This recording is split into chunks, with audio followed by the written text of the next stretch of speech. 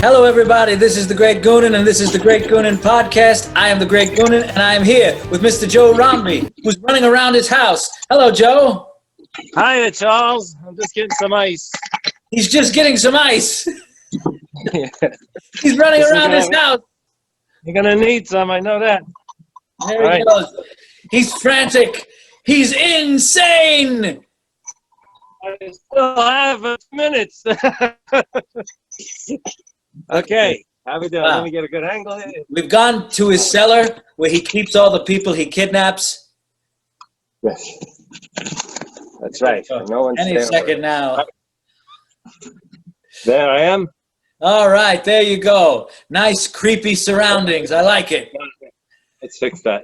There you go. Now you look like you're giving a confession, or you're about to show the lady who's chained to the boiler. Well, you know, she'll be ready. I told her to do the next episode. Hello, Goonan World. Yes, so Mr. Joe Rombi and I know each other from a few years back when he was attempting to do a TV show at the local New York City, Manhattan Borough public access station. And what was the name of that show? That was called, well, you were going to be in episode 2. That's a terrible title. No, it was called the Rombi Mosque was the actual title of the episode. And what was the name of the show? It was Joe Rombi's comedy crew, Joe Rombi Jr.'s comedy crew. We did one episode, you know, with a bunch of the regular, you know, the local stand-ups, and like Vicky Koopman played my wife, Mike Feeney played my son, my stepson.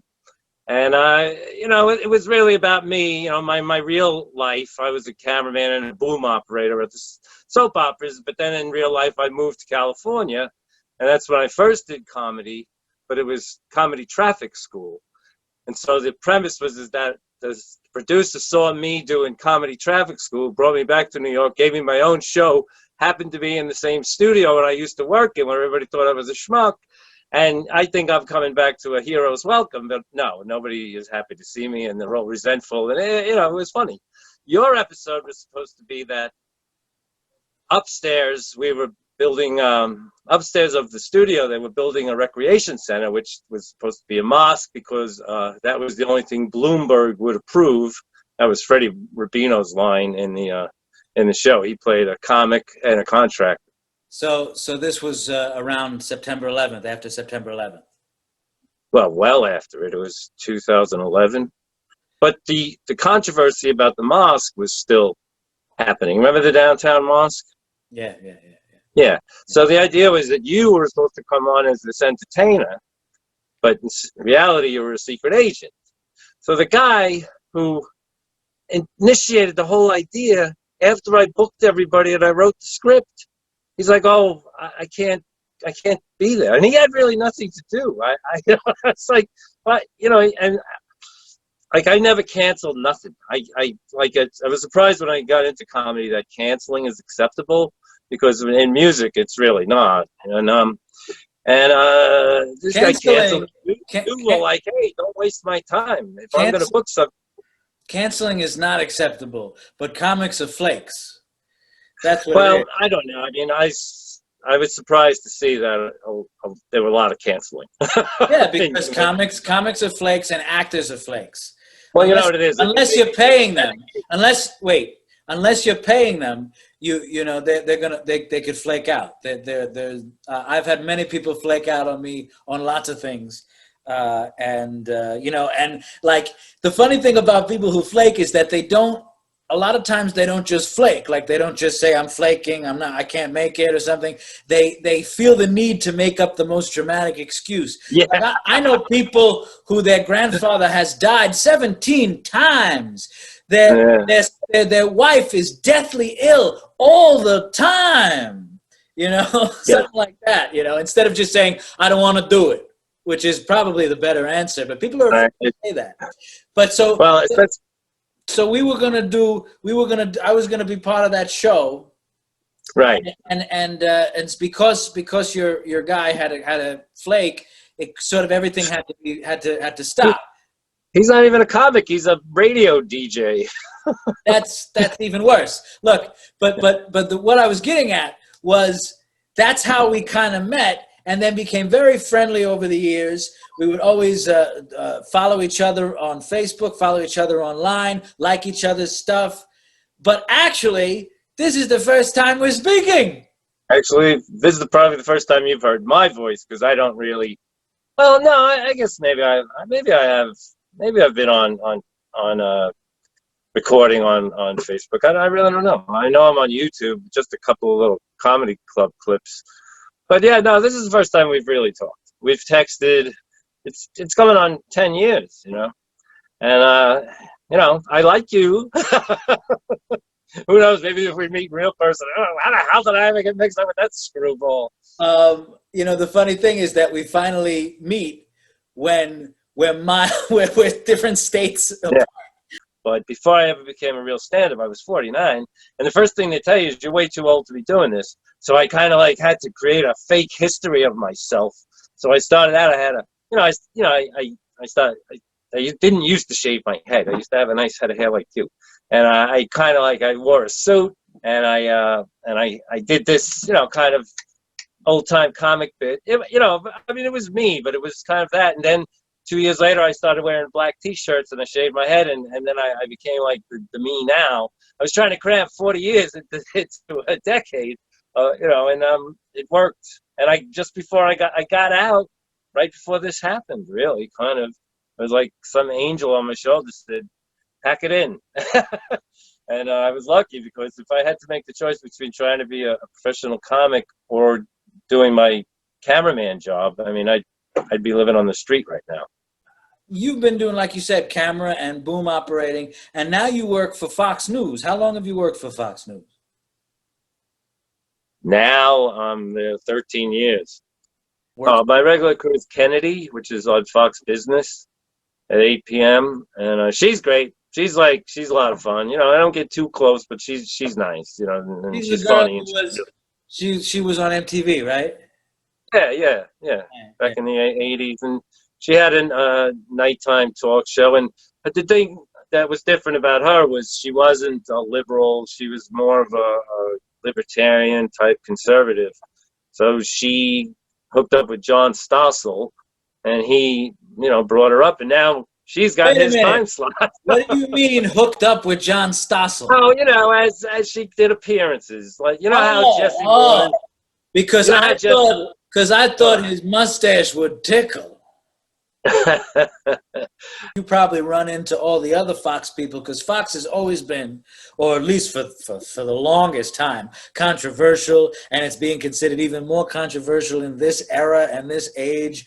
So I want to ask you some juicy behind-the-scenes questions that you could give me the reveal right now. So here's my first question, and this one is about Sean Hannity.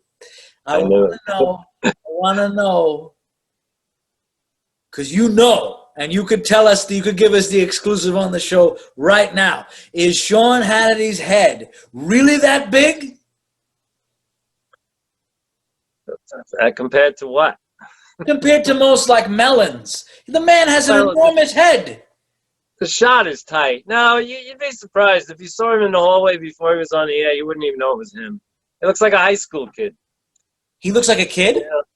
Yeah, he looks like he has bangs, you know, and he looks like a teenager. What was I going to say? What about, you know who really looks young and he's always looked the same kind of, is Tucker Carlson. He kind of looks the same. Yeah, he used to wear, he looks very much the same. And I love him. I watch him every night. I don't really always believe what he's saying is 100%, but yeah, he's a good broadcaster. That's my thing. 8 o'clock, I like to watch Tucker Carlson.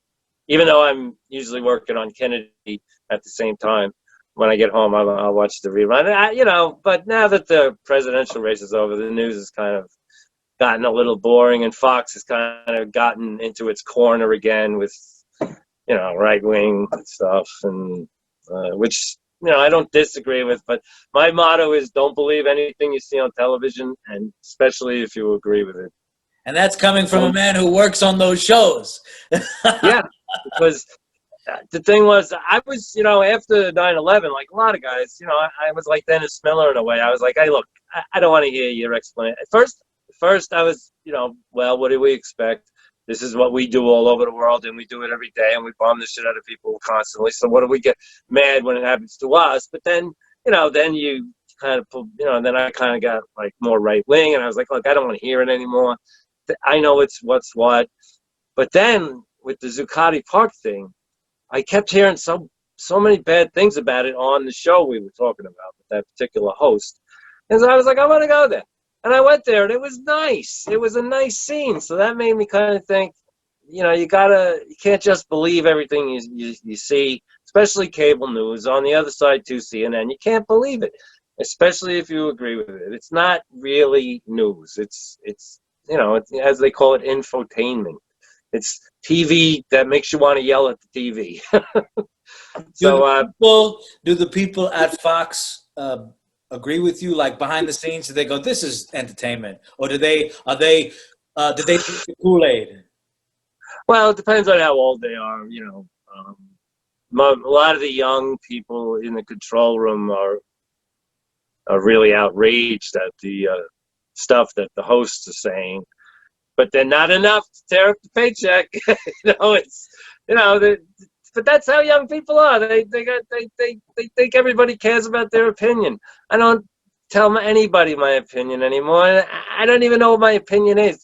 Whatever your opinion is, mine is probably the opposite. Not you, anybody, whoever. I just kind of like when I like to agree with people, but then I like to disagree. I don't like this firmness of opinion. I mean, that to me is a dead end. Also, like you said, younger people tend to think that not only their opinion is the most important, but that it must be heard.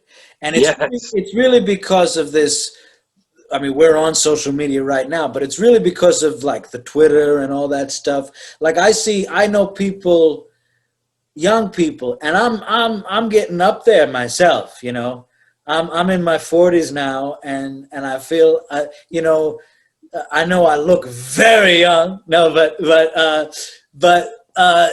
like, so when I talk to like a 20-year-old or something like that, I feel like they're an alien from another planet. Like I don't understand.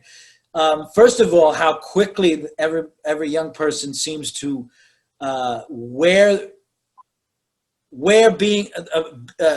being offended is like a badge of honor for young people.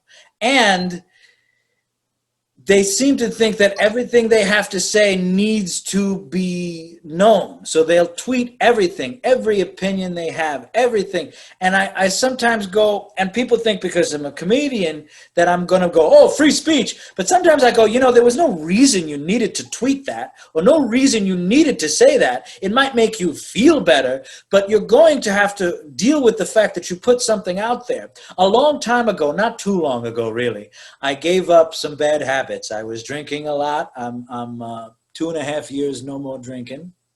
And I gave up stuff like that because the worst thing to do is to combine alcohol with access to social media. Because what happens is you wind up posting things that the next day you go, I just wrote about my friends. I shouldn't have written about that. Or I didn't need to say every opinion in the world. So what happened was I started to reevaluate. Like you said, I don't have to tell everybody my opinion on everything. So I stopped doing any social media about politics unless it was completely silly. But I'll do silly like I like politic jokes like Bob Hope did, or like Johnny Carson. Yeah, me too. Because Mort Saul. Well, like Mort Saul.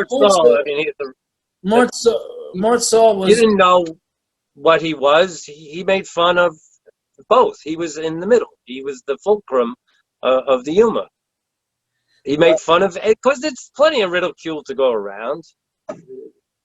Both sides are ridiculous. They are, but and that kind of is a cop out. I don't know.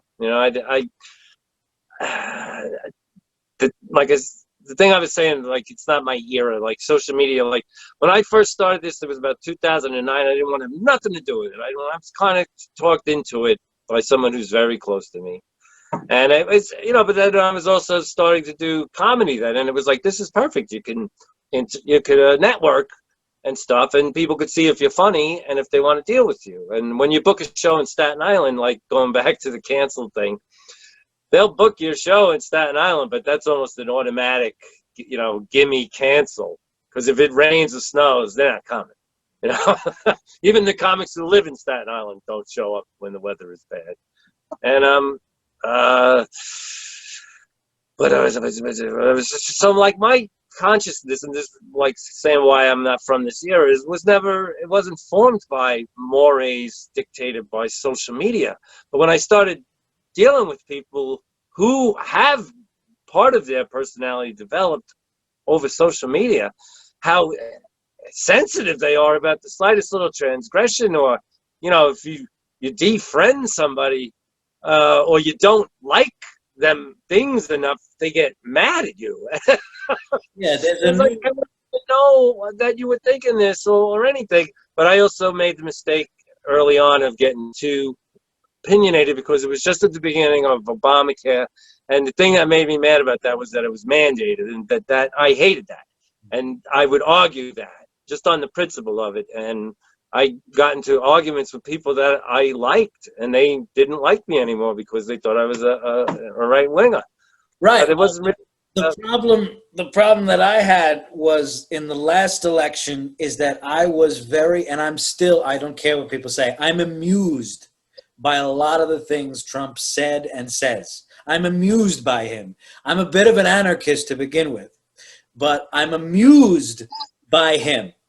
So if I was amused by him and I didn't want to condemn him, so many people, especially since I worked in entertainment and most people go the other way politically, they would assume that I was endorsing him and therefore thought I was a Nazi bastard all of a sudden. They thought like I was a horrible thing all of a sudden because I thought when he said things were funny. I mean, I still think it's funny when he would go, Maxine Waters, very low IQ.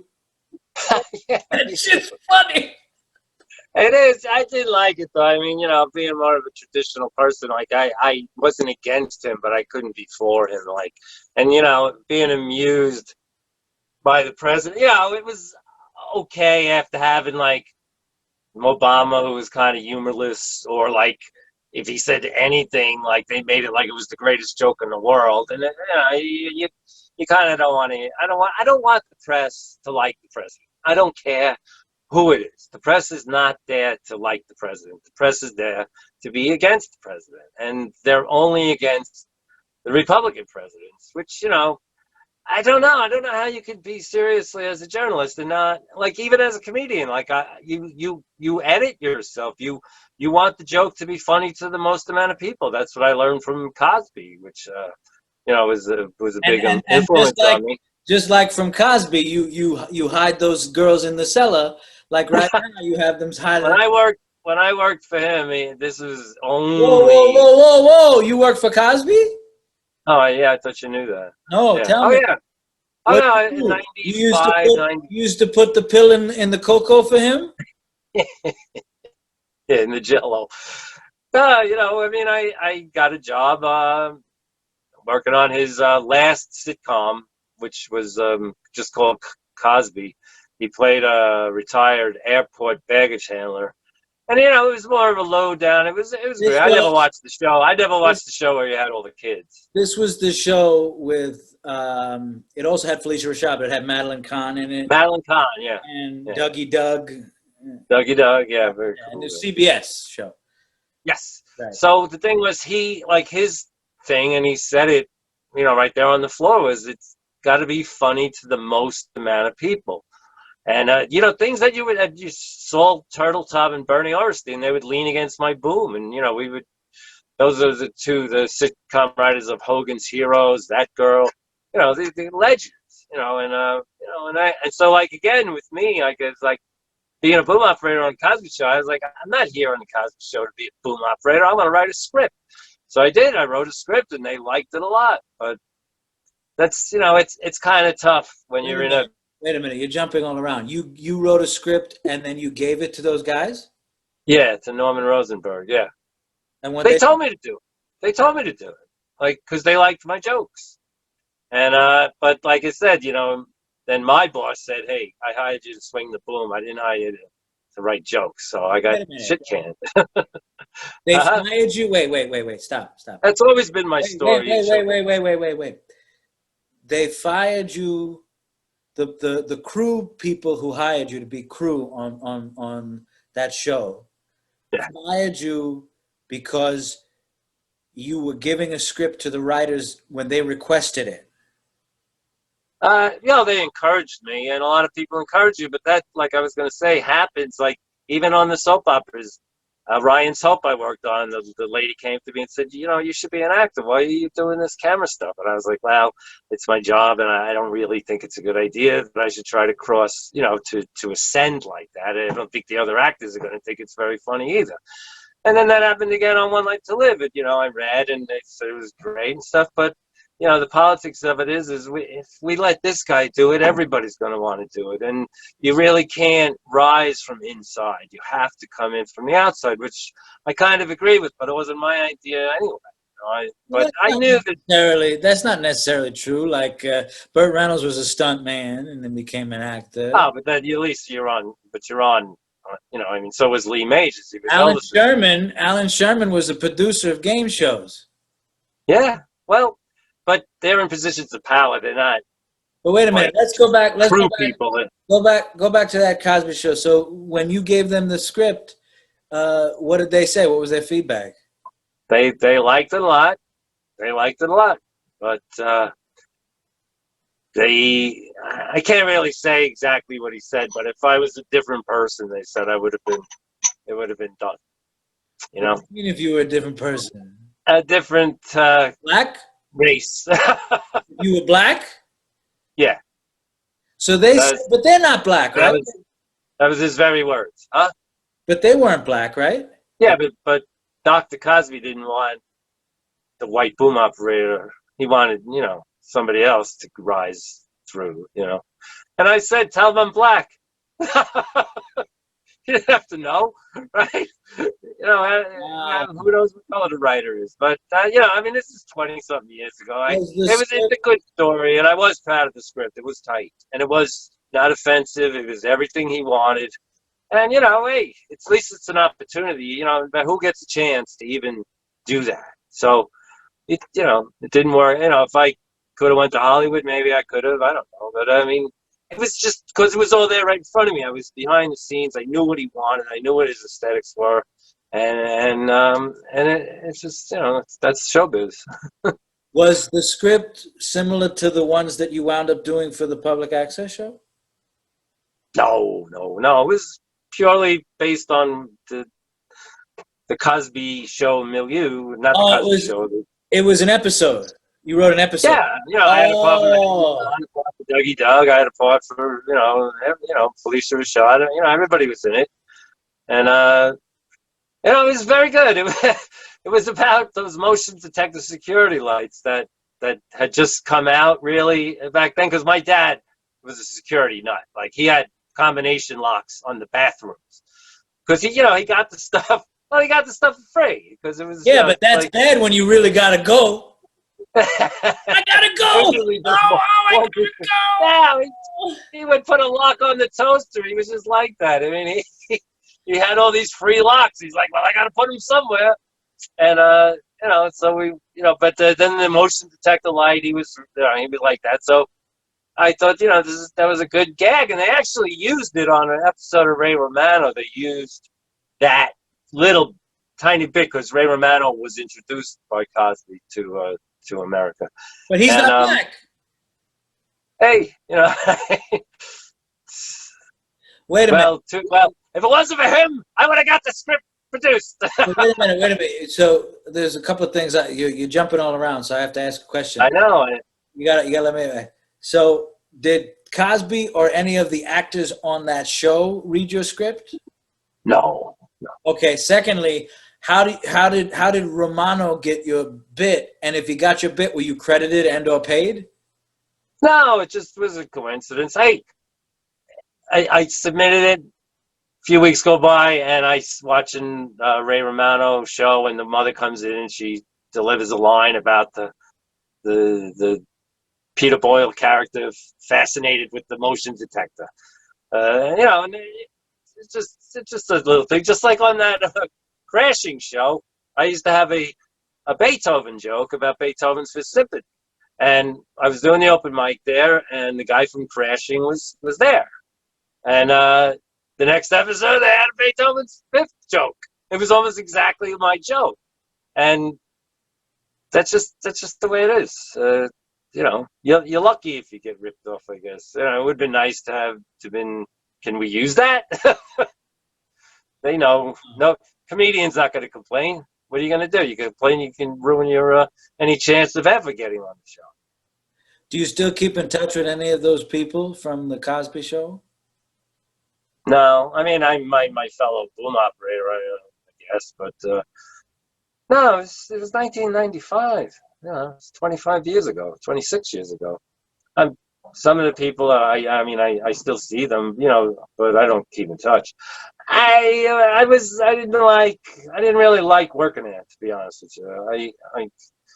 Everybody wanted you to eat together. I'm not like that. I eat lunch alone. I want to read the paper. I don't want to talk to you when I'm eating my lunch. But eating lunch when you're in this business, going to lunch with people is very important. And I didn't want to give up my lunch time to advance my career. So,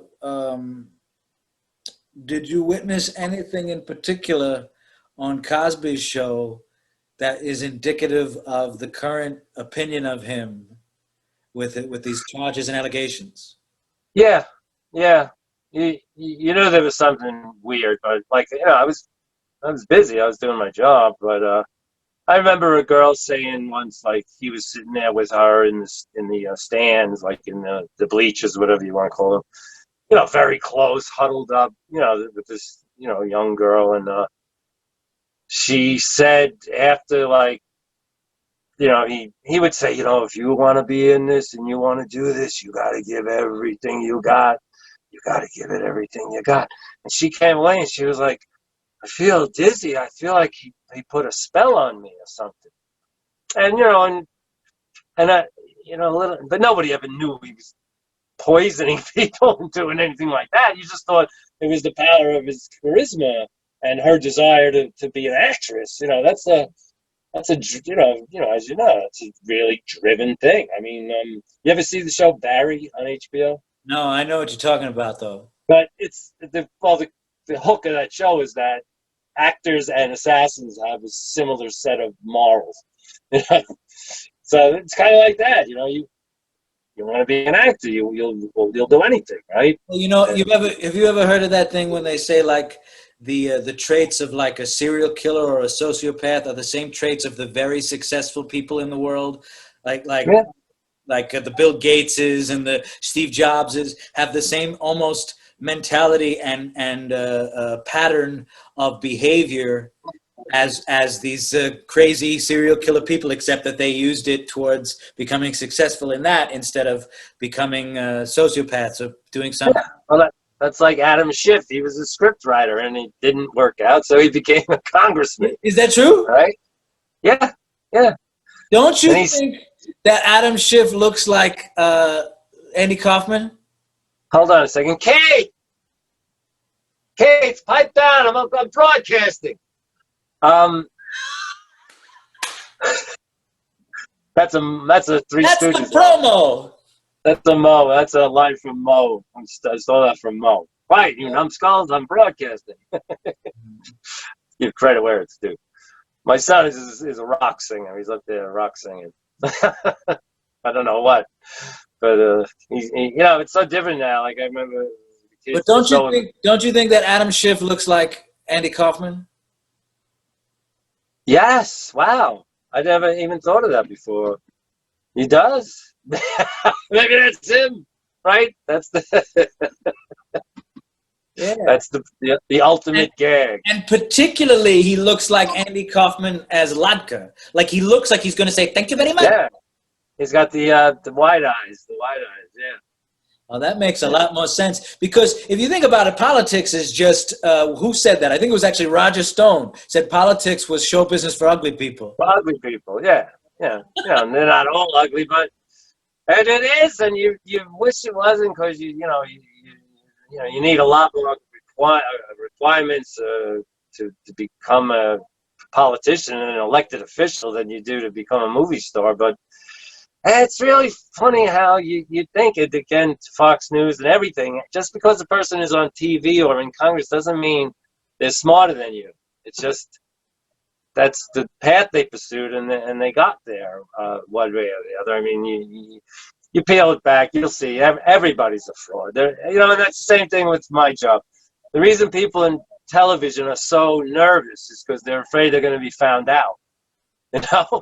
That's really what it was. That's the one thing that kind of binds us all, is we all know that anybody else could do this, but we just happen to fall. We fell into this ball pit. You also worked on, like you said, a bunch of different soap operas years back. Soap operas, I've never watched a soap opera, but I knew women I knew who love soap operas. Soap operas are notoriously bad acting. Is it really bad acting? No, that's a mistake, a misconception. These people get the script that morning. They have to learn 30 pages, and 5 minutes before they tape, people give them pages that are a different color and say, "Oh, learn these now." Okay, but now my other question is, and every soap opera actor can tap dance. They do Broadway. They're not. That's what I was gonna ask. Like, when do they start singing the opera, and where's the soap? Well, you have a very literal definition of what it's a legitimate question. For years they called this stuff soap operas. Where's the opera? Where's the soap?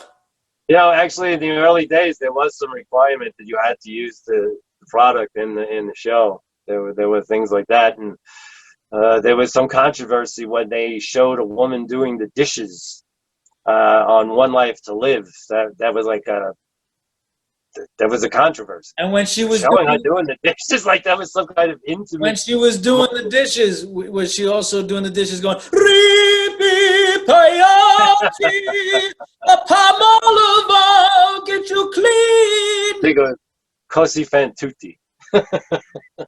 So, you like opera? I'm a big opera fan. I love opera. Not really, no. I'm a jazz fan. But me too. Ready? When the deep purple falls over sleepy garden walls, and the sun begins to flicker in the sky, through a mist of a memory, you wander back to me, breathing my name with a sigh. In the still of the night, once again I hold you tight. Though you're gone, our love lives on when moonlight beams. And as long as our hearts will beat, lover will always meet here in my deep purple dream. Hey, that worked better than I thought it would. Ladies and gentlemen, this has been the Great Goonan Podcast. I am the Great Goonan. This is Mr. Joe Rombi, the man with the plan. All right, man with a shiny head. All right, he revealed a lot today. Okay, take care, everybody. Peace. All right, Joe. God bless you.